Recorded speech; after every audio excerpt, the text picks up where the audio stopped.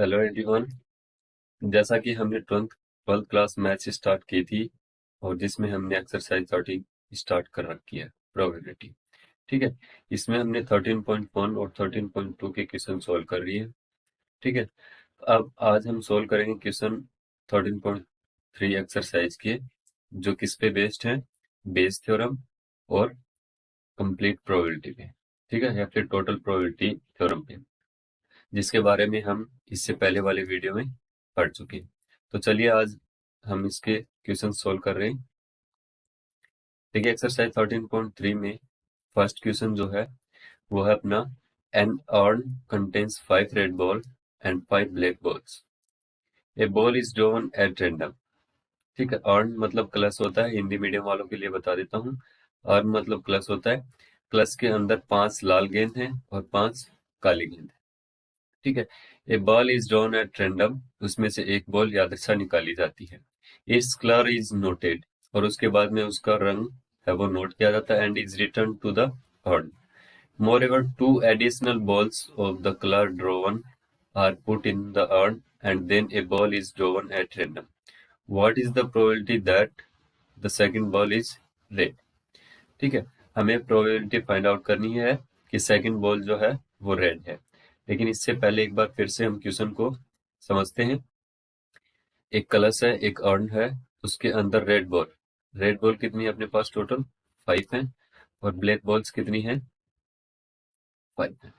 और total ball है अपने पास कितनी? 10। अब क्वेश्चन में क्या कह रहा है कि एक बॉल एक बॉल ड्रॉ की जाती है रेंडमली और उसका कलर नोट किया जाता है, और कलर नोट करने के बाद में उस गेंद को वापस डाल दिया जाता है, रिटर्न। साथ में क्या किया जाता है, 2 और बॉल उसी कलर की और डाली जाती है। ठीक है, उसी कलर की 2 बॉल और डाली जाती है और फिर से एक बॉल ड्रॉ की जाती है। तो हमें सेकंड बॉल रेड होने की प्रोबेबिलिटी फाइंड आउट करनी है। तो देखिए, सपोज कीजिए कि जो फर्स्ट बॉल रेड कलर की। ठीक है, फर्स्ट बॉल जो हमने ड्रॉ की थी वो किसकी है? रेड कलर की। तो इसके लिए जो प्रोबेबिलिटी होगी वो क्या होगी? 5/10, विच इज इक्वल 1/2। अब हमने रेड कलर की बॉल जो ड्रॉ की है, तो क्वेश्चन में क्या कह रहा है कि उस बॉल को वापस डाल दिया जाता है, और साथ में रेड कलर की, यानी जिस कलर की जो बॉल निकली है उसी कलर की 2 बॉल और डाल दी जाती है। यानी रेड कलर की उसमें क्या कर दी गई? 2 बॉल और डाल दी गई, और बाद में टोटल कितना हो गया अपना? ठीक है। अब सेकंड बॉल निकालते हैं।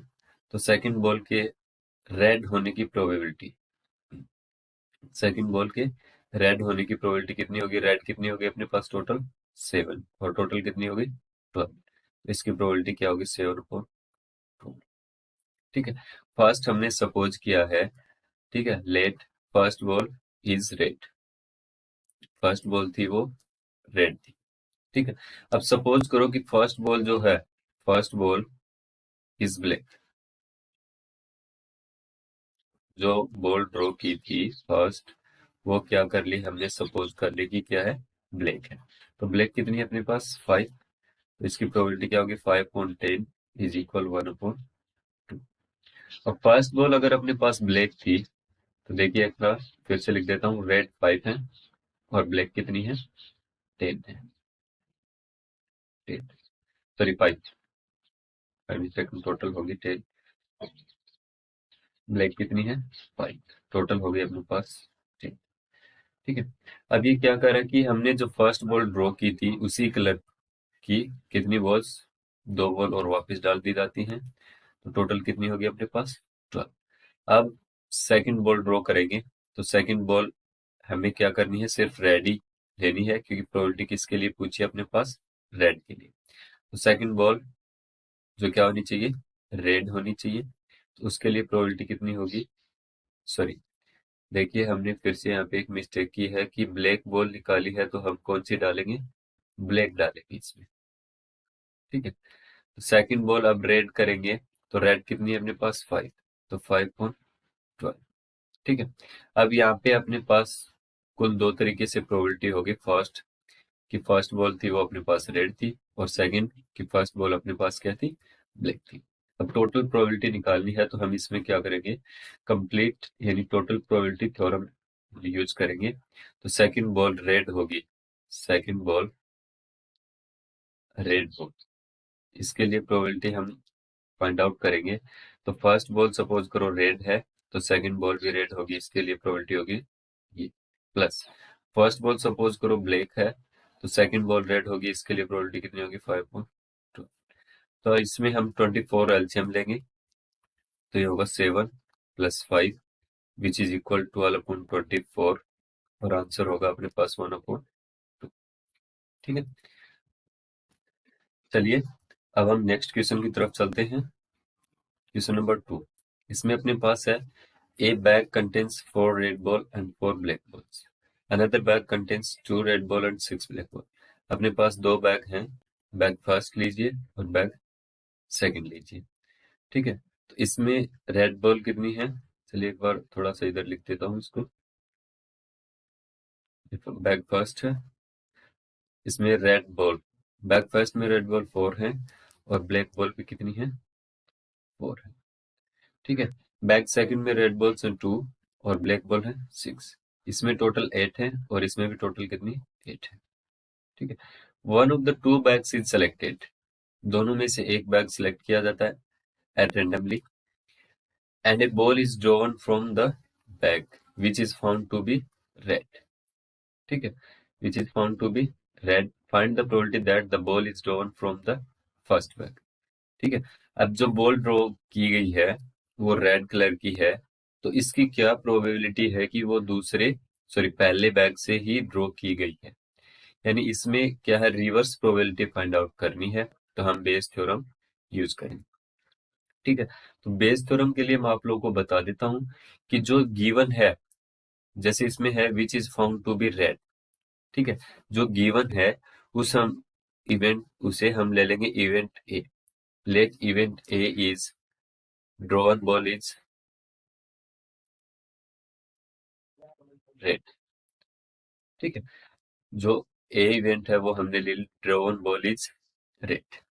फिर अपने पास पहले क्या किया था कि उनमें से दोनों में से एक बैग सिलेक्ट किया गया, तो सपोज करो event E1 bag 1 is selected.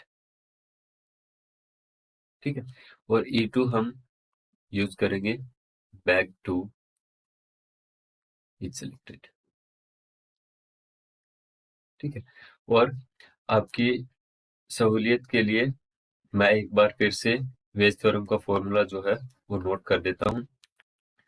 इसमें क्या होता कि P जो गिवन होता वो हम नीचे लिखते हैं, तो गिवन क्या अपने पास event A, event A given है, और क्या फाइंड आउट करना है कि वो फर्स्ट बैग से है, तो फर्स्ट बैग के लिए हमने कौन सी इवेंट ली है E1, तो हमें फाइंड आउट करना है E1/A विच इज इक्वल होगा P E1 into PA/E1 upon PE1 into PA/E1 plus PE2 into PA/E2। अब इन सब की वैल्यूज हम फाइंड आउट करके इसमें पुट कर देंगे और सॉल्व कर लेंगे। तो देखिए पहले हम PE1 यानी E1 बैग इज सिलेक्टेड, अब अपने पास टोटल बैग कितने हैं, दो हैं, दोनों में से एक बैग सिलेक्ट करना है, तो इसकी प्रोबेबिलिटी क्या होगी PE1 is equal 1/2। Same PE2 यानी बैग सेकंड इज सिलेक्टेड, दोनों बैग्स में से दूसरा बैग सिलेक्ट करना है, तो इसके लिए भी प्रोबेबिलिटी क्या होगी PE2 इज इक्वल 1/2। अब है अपने पास PA/E1। ठीक है, कंडीशनल प्रोबेबिलिटी होगी PA/E1। तो देखिए इसमें क्या है E1 गिवन क्या है कि फर्स्ट बैग चूज किया गया, गिवन क्या है इसमें कि फर्स्ट बैग चूज किया गया है, और जो बॉल है वो रेड है, उसकी क्या प्रोबेबिलिटी है, तो यहाँ पे मैं लिख देता हूँ PA/E1 की वैल्यू। हमने फर्स्ट बैग चूज किया है, तो फर्स्ट बैग ये हुआ, और बॉल ए यानी बॉल रेड है, तो उसकी क्या प्रोबेबिलिटी होगी, तो रेड बॉल कितनी है अपने पास 4 और टोटल कितनी है 8, तो इसकी प्रोबेबिलिटी कितनी होगी 1/2। ठीक है। फिर हमें फाइंड आउट करना P A upon E two, यानी इस बार क्या है ई टू, यानी second bag is selected, second bag ये है अपने पास, और प्रोबेबिलिटी किसके लिए है ए, यानी बॉल जो ड्रॉ की गई है वो क्या है रेड है, तो P A upon E two, इसकी प्रोबेबिलिटी क्या होगी, रेड बॉल कितनी इसमें टू, तो ये होगा 2/8 विच इज इक्वल 1/4। ठीक है, इसमें हम सभी वैल्यूज पुट करेंगे फॉर्मूले में और सॉल्व कर लेंगे। चलिए वैल्यूज पुट करते हैं हम इसके अंदर।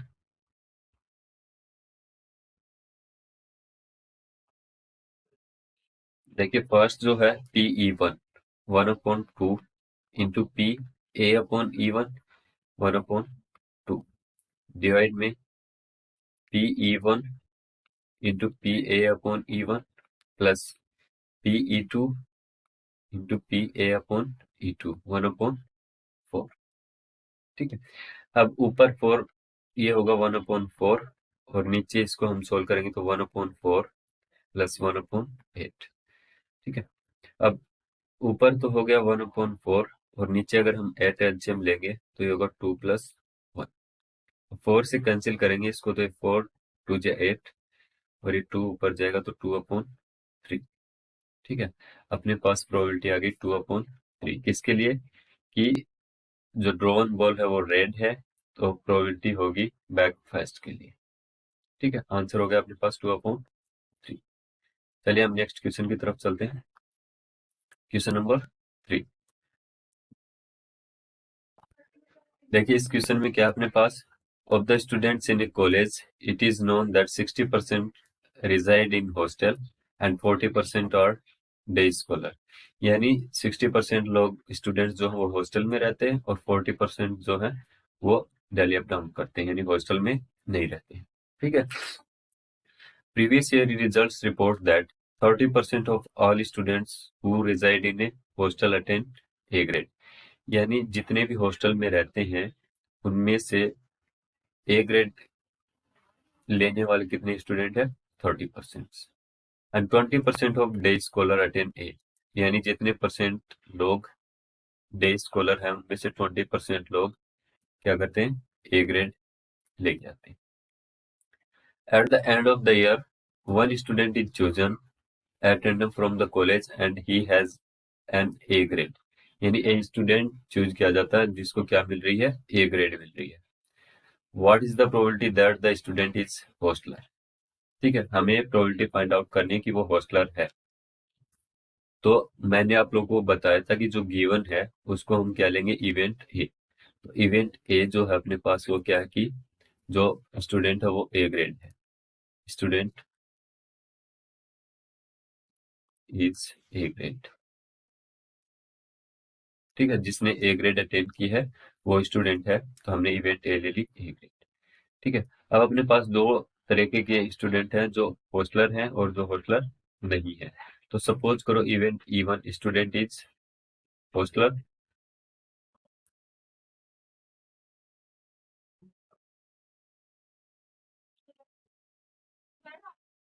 हॉस्टलियर। ठीक है, और ई टू हम ले लेंगे कि डे स्कॉलर है, student is day scholar,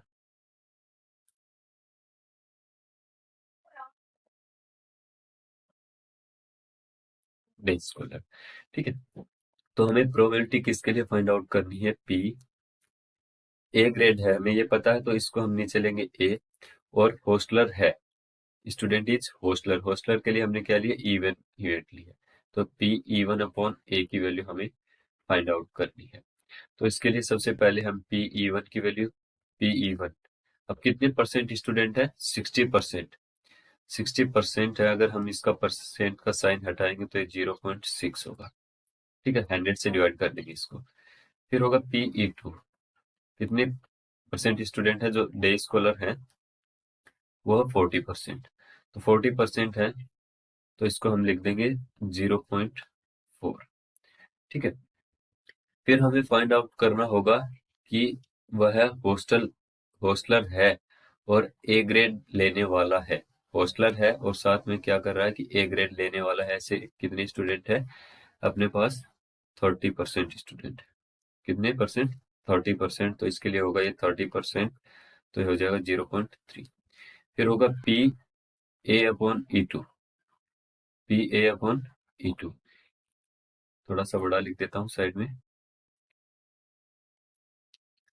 P A upon E two, यानी वह डे स्कॉलर है और इसकी क्या प्रोबेबिलिटी है कि उसने ए ग्रेड अटेंड किया है, तो वो है 20%। तो ये होगा 20%, और इसके लिए इसको हम लिख देते हैं 0.2। ठीक है, अब इसके लिए क्या होगा, पी ई वन अपॉन ए, बेस थ्योरम हम इसमें यूज कर रहे हैं, तो पी ई वन की वैल्यू जो अपने पास 0.6 into P A upon E one.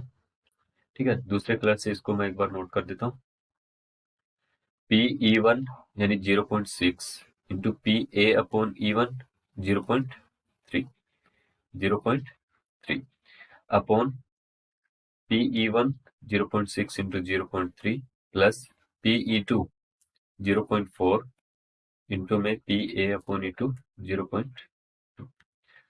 अब इसको हम मल्टीप्लाई करेंगे तो ये हो जाएगा 0.18 अपॉन 0.18 प्लस 0.08, 0.08, तो ये होगा 0.18 अपॉन, इसको हम ऐड करेंगे तो 0.26। ठीक है, अब इसको हम 2 से कैंसिल करेंगे, पॉइंट से पॉइंट कैंसिल हो जाएगा अपना, और 2 से कैंसिल करेंगे तो 2 9 जा 18, यानी 2 नीमा 8 और 13 दूनी 26। तो अपने पास प्रोबेबिलिटी क्या होगी, 9/13। ठीक है, चलिए हम नेक्स्ट क्वेश्चन की तरफ चलते हैं। क्वेश्चन नंबर 4, इसमें अपने पास in a answering a question on multiple choice test a student either knows the answer और गेसेस, यानी हम मल्टीपल चॉइस क्वेश्चन के दो तरीके से आंसर दे सकते हैं, एक तो हमें आंसर पता है और दूसरा हम आंसर गेस करते हैं। Let 3/4 be the probability that he knows the answer, उसको पता है, इसके लिए प्रोबेबिलिटी क्या होगी, 3/4, यानी वह आंसर जानता है, उसकी प्रायिकता होगी 3/4। And 1/4 be the probability that he guesses, ठीक है, वह गेस करता है या फिर अनुमान लगाता है, उसके लिए प्रोबेबिलिटी कितनी है, 1/4। Assuming that a student who guesses at the answer will be correct with probability 1/4। ठीक है, अब वह अनुमान लगाता है, जो स्टूडेंट है वो अनुमान लगाता है और साथ में ही क्या है, सही आंसर देता है, इसके लिए प्रोबेबिलिटी कितनी, 1/4। What is the probability that the student knows the answer given that he answered it correctly?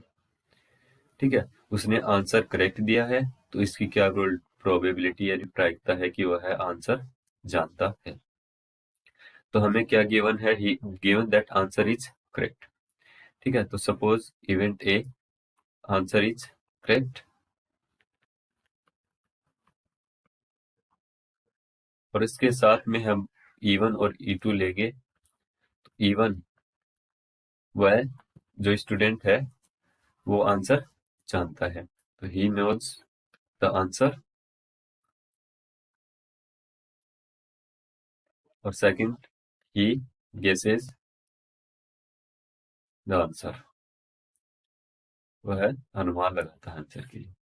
तो हमें प्रोबेबिलिटी किसके लिए फाइंड आउट करनी है, पी, जो गिवन है वो हम नीचे लिखेंगे, और जो फाइंड आउट करना है किसके लिए, what is the probability that the student knows the answer, knows the answer, तो इसके लिए हमने इवेंट E1 लिया है, E1 अपॉन ए हमें फाइंड आउट करना है। तो इसके लिए पहले हम सभी की प्रोबेबिलिटी फाइंड आउट कर लेते हैं, P E1 यानी the student knows answer, answer knows यानी 3/4, P E2 he guesses answer, answer guess कर रहा है, उसके लिए प्रोबेबिलिटी कितनी है, 1/4। फिर क्या करते हैं कि उसने आंसर जो है, जो वो आंसर जानता है, क्या करता है, वो आंसर जानता है और वह सही आंसर देगा उसके लिए। अब अगर किसी स्टूडेंट को आंसर पता है और वो करेक्ट आंसर देगा, तो उसके लिए प्रोबेबिलिटी क्या होगी, 1 होगी, जाहिर सी बात है। साथ में पी कि वह गेस करता है और आंसर करेक्ट है, वह गेस करता है और आंसर करेक्ट है, तो उसके लिए अपने पास प्रोबेबिलिटी कितनी दे रखी है, 1/4, 1/4। ठीक है, तो इसमें हम सॉल्व करेंगे इसको, तो फॉर्मूला आप लोगों को पता है वेज थ्योरम के लिए क्या होता है, P(E1) यानी 3/4 इंटू PA/E1 यानी 1, कितना होगा 1 upon 3/4 into 1 plus PE2 1/4 into PA/E2 1/4। इसको अगर हम आगे सोल्व करते हैं तो अपने पास होता है ऊपर 3/4 और नीचे 3/4 प्लस 1/16। ठीक है, अब इसमें हम क्या करेंगे, ऊपर 3/4 है, नीचे हम 16 एलसीएम लेंगे तो ये होगा 12 प्लस 1।